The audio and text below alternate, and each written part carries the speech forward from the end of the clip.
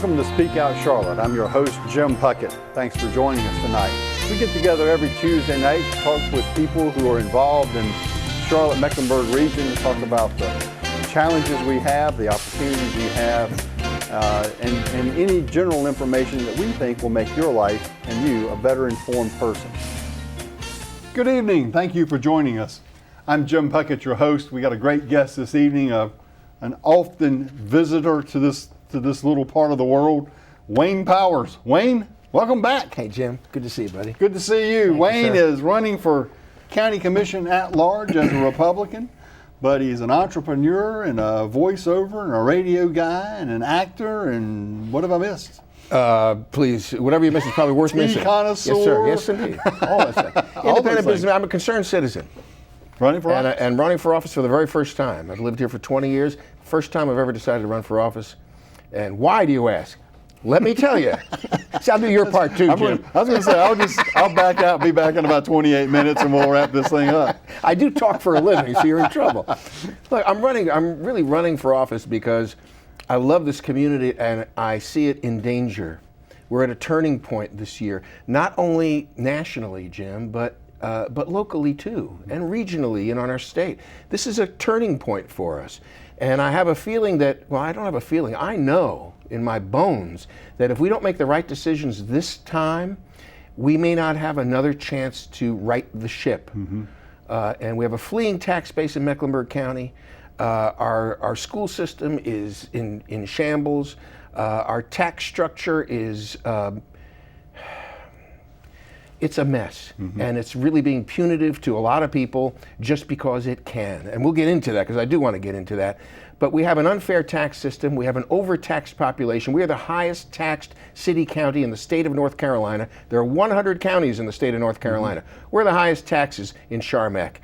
And there's no excuse for that. And beyond that, we are among the highest, I'm going to say top 3 in the Southeast. It's not just that we're highest in North Carolina, we're higher than anybody else out there. And we're losing our productive tax base, mm-hmm. both in people, mm-hmm. right. Residential, and businesses. Businesses are fleeing. It's like the people at Government Center don't understand that we are, people not only can go into Iredell County, Union County, Gaston County, across the county lines, right. We're on the state line. Right. You could throw a rock and land in South Carolina. And so, the city, pays ransom money to a banana company to come and take unwanted office space at the NASCAR Hall of Fame with our tax money.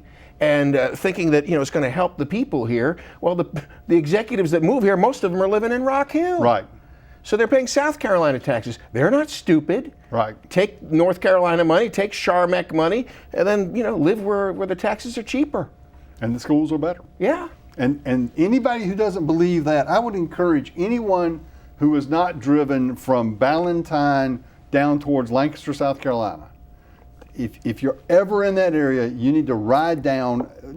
20 years ago when you talked about Indian Land was an elementary school on one side and a small convenience store on the other side. There is now Sun City. There is every major chain restaurant, and there are thousands of homes going up out there.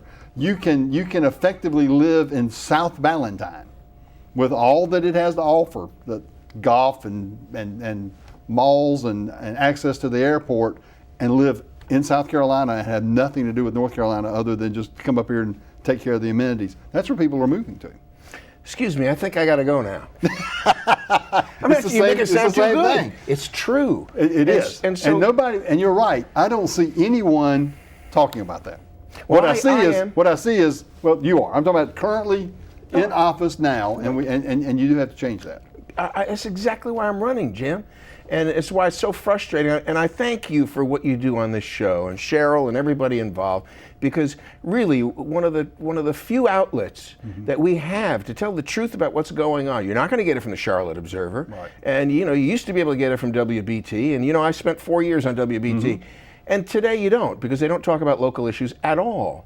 And when they do, it's just in the news. There's no real, meat and potatoes, right. Conversation about what's really going on behind the scenes. There's no time for that, and they choose not to do it. So you have the status quo sort of has carte blanche to give their side of the story, and there's no counterbalance anymore. And that's unhealthy. It would be just as unhealthy if conservatives and Republicans had that sort of monopoly. Sure. It would be just as unhealthy.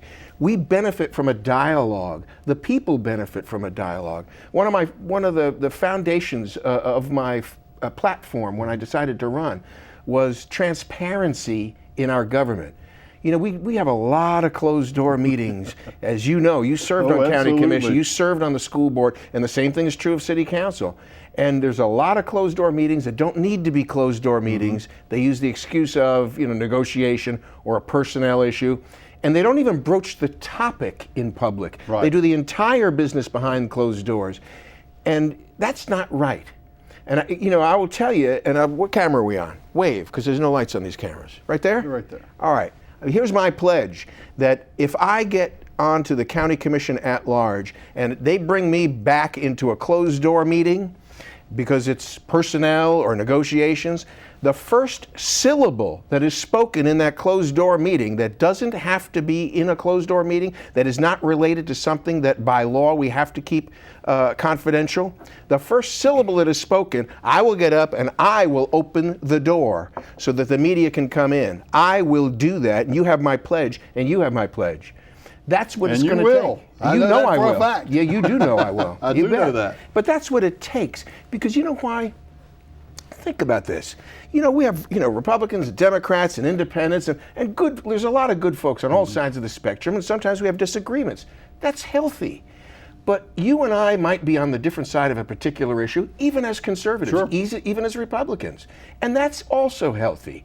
But how can we have a conversation about the issue? How can we have a dialogue? How can we discuss it? Or a debate? Or now Donnybrook? How can we have anything if we don't have access to the information as the public? And the public is kept in the dark too often, and that needs to stop.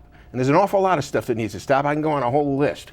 But you can see I'm getting on a rant. I need to have a sip of water. Well, and to your point, this started years ago. I always fall into this trap. I say I'm not going to go back and talk about what I did in the past, but I remember very well in December of 1997, I was elected to the Board of Education, November 1997.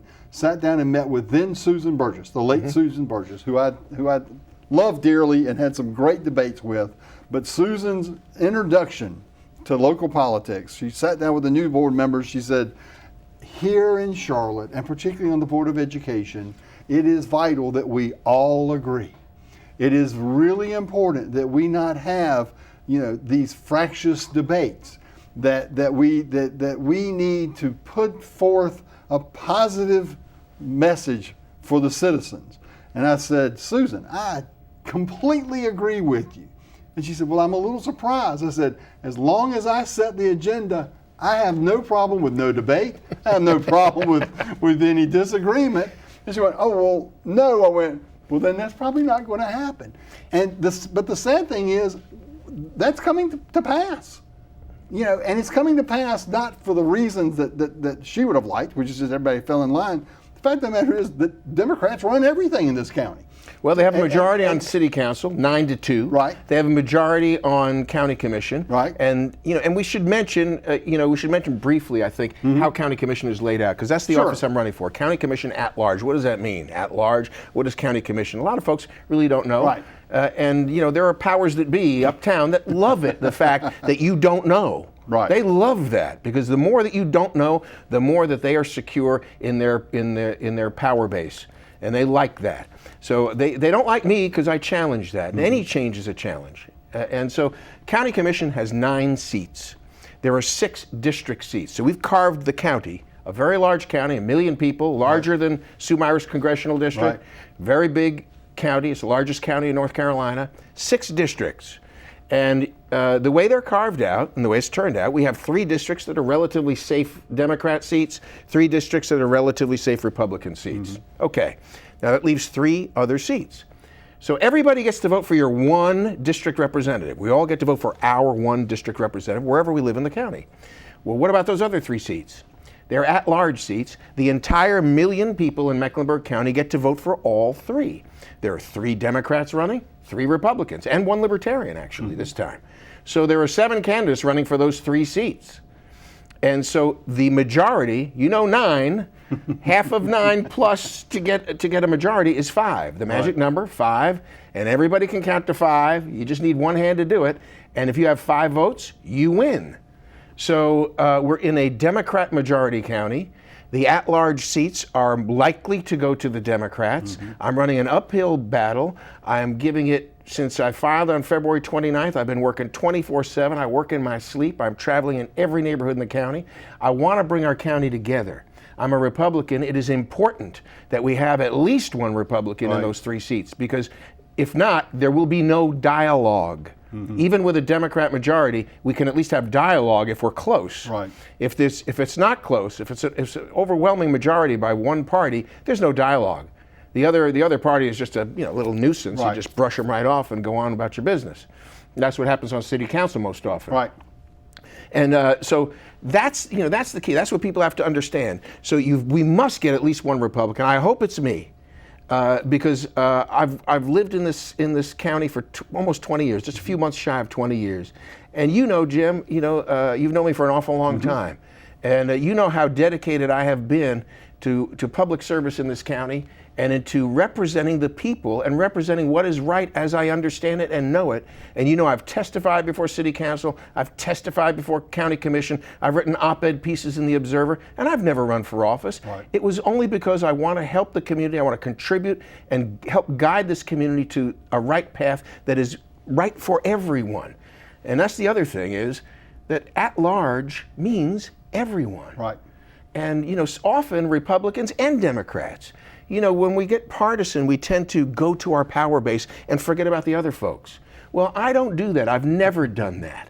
I'm not doing it in this campaign, and I've never done it in my life.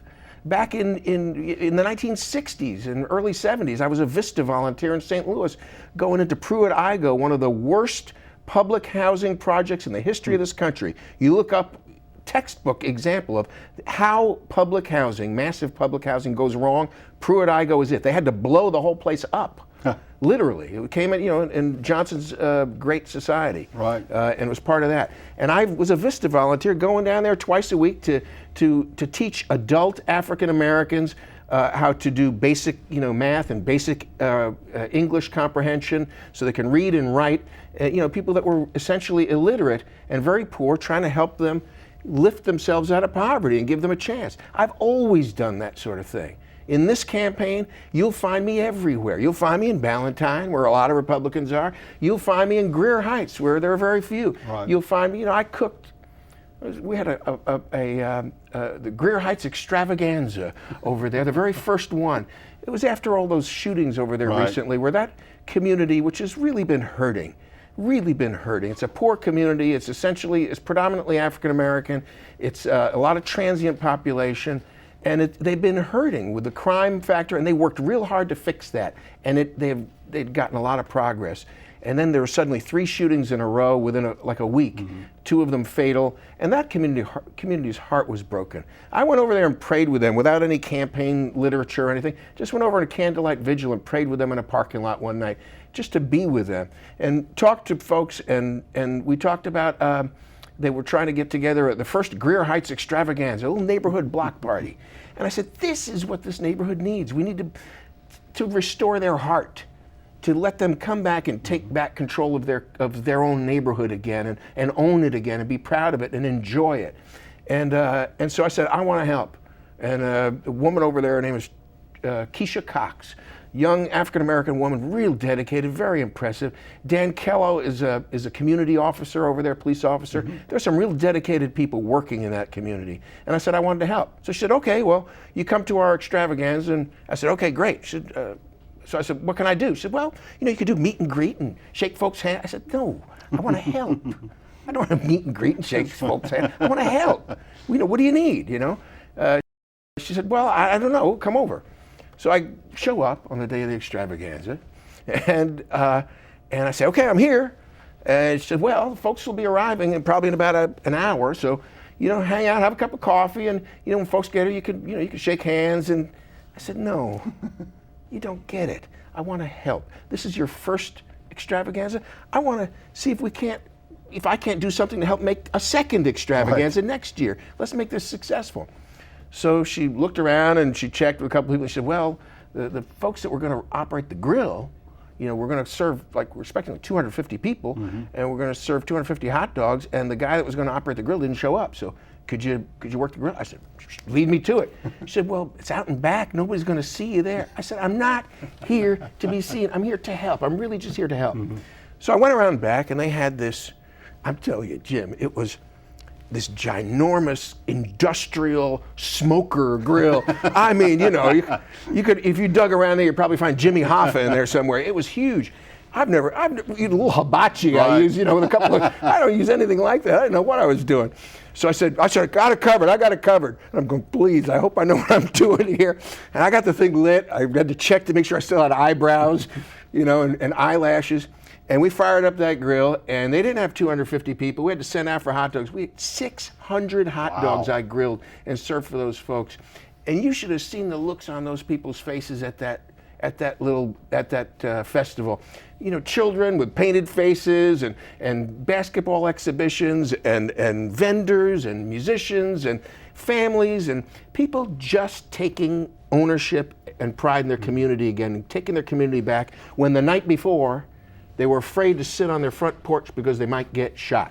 And here today, they're back out and enjoying and smiles. And I said, this is what we need. And it's more than that, but it doesn't always take throwing money at a problem. It takes love and attention and focus and people actually really caring to embrace some of our forgotten neighborhoods, bring us all back together so we can solve the real problems instead of the divide and conquer that some people would like us to do. And so I am doing an outreach, and I am inviting Democrats and independents to support me this November. And I think it's important. I think it would make a great statement. You'll find me at the Black Political Caucus. You'll find me at the Hispanic small business organizations. You'll find me all over. And that's what it takes. It's a big county, and you'll find me in every square inch of it, Jim. It's really more important than people have any idea, particularly if they're Democrats watching. I would strongly encourage you to pay attention to what I'm going to say. It helps the Democratic, the liberal cause, the Republican, the conservative cause, if there is a close balance of power there. One of the things I treasured most when I was on county commission was my friendship that I had, and I liked most all the Democrats, but Valerie Woodard was someone who was a great county commissioner, the late Valerie Woodard. Yep. And Valerie called, and after I was off the county commission, and all but begged me to run again. And I said, Val, it's a Democrat. I said, she's a Democrat. Right. I said, Val, you own the place. She said, I need an at-large Republican. She said, because when it's 6-3 or 6-2 and the Democrats are in control, she said, then the powers that be don't have to pay attention even to the local district representatives. That's right. The Democratic representatives. She said, and she did, when we served together. So they didn't need her vote. That's exactly right. When we served together, she would come and she'd go, Jim, this is something that's really important to the folks in my district. Well, the truth of the matter is, it didn't matter to me. It wasn't an issue for my district, but we could trade votes. And she would say, I need your help to get this done in my area. Nobody else cares. And by the way, tit for tat, same thing happens, and we would do that, and we would trade off votes. And so there were times, because my commission was 5-4. It was 5 Democrats and 4 Republicans. But one Democrat, all they had to do was go out and say, I tell you what, I'll join you from time to time. And they had 5 votes and could win the day. And we did that a lot. And the public was far better served. Absolutely. Because at least there was a debate, as opposed to, I got 6 votes, I don't need to listen to anybody. A debate is healthy. The public benefits from a healthy debate always. Look at what's going on in city council with the, you got Mayor Fox, who, they go against the will of the people time and time again, and they don't care because there's no price to be paid. Mm-hmm. Just last night, I'm not sure when this is going to air, but just last night at county commission meeting, they go into closed session, and the city had decided to buy a piece of property at 40% over market value. Okay, over on Independence, where you need some help. They need some revitalization there. There's no question about that. But there are ways to do it and ways not to do it. So the city pays 40% over market value, and then they kind of obligate the county to come along with them. So the county goes in closed session, and I'm at the meeting. I don't know what's going on because they don't even tell you what the closed session is about. Right. So you're left there hanging. And if I don't know and I'm sitting there and I know what's going on, I have the agenda, what's the public supposed to know? They know nothing. And the county, thank goodness, the county voted 4-4. Neil Cooksey, he's been in hospice, and send prayers out to Neil Cooksey, a great man. But you had 8 commissioners present in a closed-door meeting, and because Harold Cogdell, who's former Democrat, now an independent, serving at large, he voted the right way, saying this is a lousy deal, paying way over market value for a piece of property that we could never sell because most of it is floodplain. And that he voted with the Republicans, and we were able to stop the county from wasting taxpayers' money and rewarding people who like to take advantage of our government. And so that's going to be missing because Harold is going, Jennifer Roberts is running for Congress, and Jim Pendergraph is retired. So you've got the 3 at large. One was a Democrat, one was a former Democrat independent, and the other one is a Republican. A good balance there where you could actually maybe get some stuff constructively done, and that's what would happen when it did happen. Now those 3 are gone, and what are they going to be replaced with? You are going to make that decision. You will make that decision. Who will fill those 3 seats? And that's your choice. And I hope you choose well because your future depends on it. What you pay in property taxes is going to depend on it. Where your kids go to school, whether CMS is going to get fixed or remain broken. All of these issues, city-county consolidation, these are issues that really take place and impact everybody's wallet directly, everybody's checkbook, everybody's hearth and home directly over the next 2 years. That's where those decisions are made. So please, folks, I urge you to check out my website. Can I give the website address? Oh, absolutely. www, we all know that part, electwaynepowers.com. And if you're on Facebook, Elect Wayne Powers has his own Facebook page. I'd love to see you there and press like. And if you can donate some money to the campaign, contribute, if you can put up a yard sign, or if you could just find out where I've been, what I've been doing, what I stand for, so you can be an informed voter and maybe spread the word to your friends and neighbors and colleagues. That's what it takes. It's got to be communication. And I will tell you that if I get into office, I'm going to be back here asking the same thing for people to stay in touch because representative government needs to be vibrant and alive. That means it's a dialogue between the citizens and our representatives. And it's not like you give me carte blanche, I go away, and I'm king for 2 years. It doesn't work that way. Some people think it does, and some people act like it does. But that's not me. It's, if I'm going to represent you, I have to know who you are. I have to know what your concerns are, know what your problems are in your neighborhood and your community, and know what your opportunities are, so we can help realize them. And that's really the attitude that I think we need to inspire in all public servants, city and county, state and national. That's what it should be about. Well, and I tell you, it is vitally important. When we talk about this again, WaynePowers.com. You'll know electwaynepowers.com. electwaynepowers.com, because at that site and others, but that's as good a place to start as any, you'll find out what is happening, what is on the schedule, because the fact of the matter is you're not going to hear any more about this race. We're going to talk about it for 28 minutes here.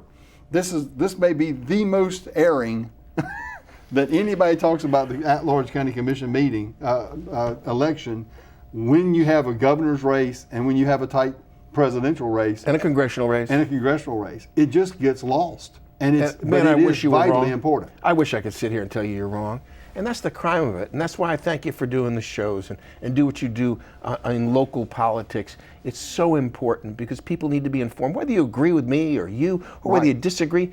Just be informed so you can make good choices and get involved. We have a voting population that's sort of been they're lethargic now because they feel like when they have gone to the polls, when they have voted, like they voted against the arena twice, we voted, and they built it anyway. And people just kind of wash their hands and say, what's the point? They're all a bunch of crooks. They're going to do what they want to anyway. And they're right. Yeah, that's They're right. sadly. And that's why I'm running. But I'd like to change that. Right.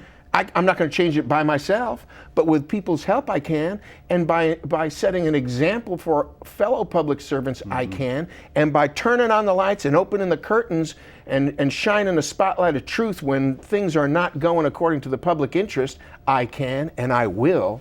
You can trust me, and that whether it involves Republicans, Democrats, independents, I don't care who it involves. 4 years on WBT, I was an equal opportunity critic Sure. and an equal opportunity booster. Right is right, wrong is wrong, and right and wrong do not wear political jerseys. They're equal opportunities. That's exactly they right. are.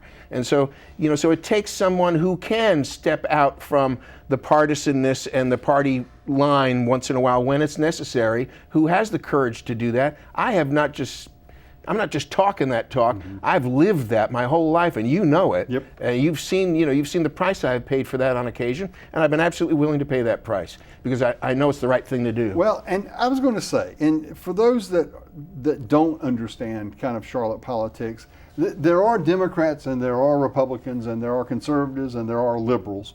But the truth is, in Mecklenburg County, particularly when you include Charlotte as the largest part of that, there is kind of what we refer to as the chamber crowd. There is the big business of Charlotte and everyone else. And if you look closely at who's elected to office in this community,